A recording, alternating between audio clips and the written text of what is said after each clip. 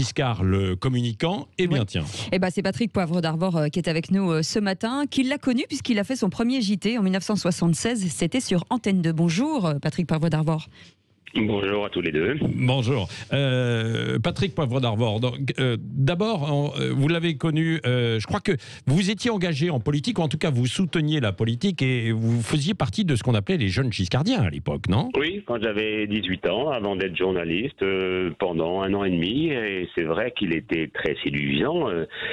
Il apportait une rupture totale par rapport à ce qui se faisait et par rapport à ce que souhaitait son camp d'ailleurs. Parce que, on l'a rappelé 1000 fois, mais à la fois la réforme de l'IVG, le divorce, le droit de vote à 18 ans, c'était en direction de la jeunesse. Et j'ai beaucoup discuté avec lui. Après, moi, ce qui m'avait manqué, c'était que la réforme de la peine de mort, la suppression de la peine de mort ne vienne pas de lui.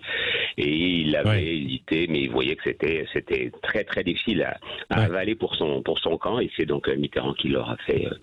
Par la suite.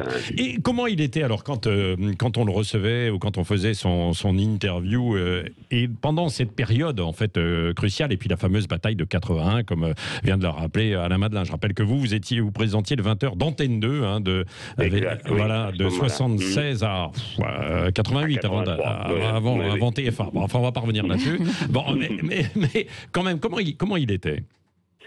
Écoutez, il était assez impressionnant. La vérité, il était très très brillant. En général, souvent, les gens avaient l'impression d'être un peu plus intelligents après avoir discuté avec lui.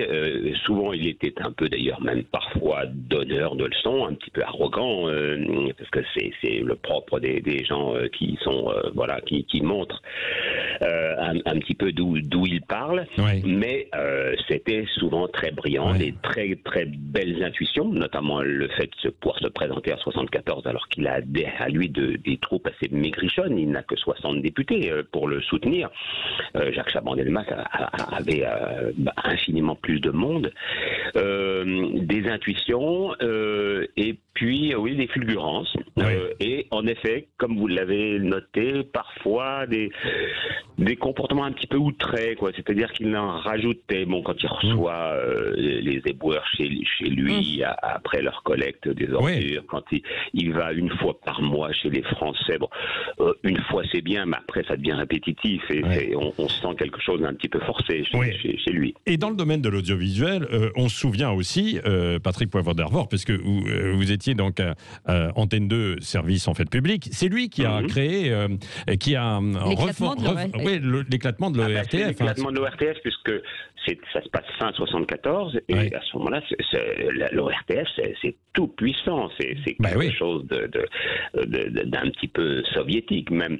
Et lui crée donc les différentes chaînes, la 1, la 2, la 3, avec des gens qui ne sont pas du tout des affidés. Vous savez, le patron d'Antenne 2, là où j'ai commencé, donc en 75, c'était Marcel Julien, l'éditeur des mémoires du général de Gaulle, c'était un grand personnage.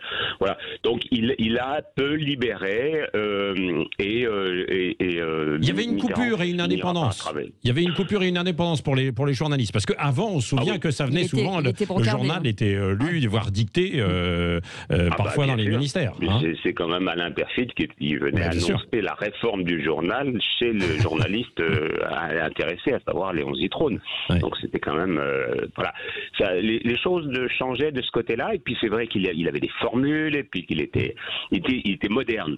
Après, malheureusement, il y a eu l'enfermement du pouvoir, ça c'est assez classique, et des comportements, il a minimisé l'affaire des diamants, mais n'oublions pas quand même que 6 mois avant l'élection de 1981, il est dans les sondages à 59, presque 60%, et seulement 40% pour François Mitterrand. Donc, normalement, il doit être élu les doigts dans le nez.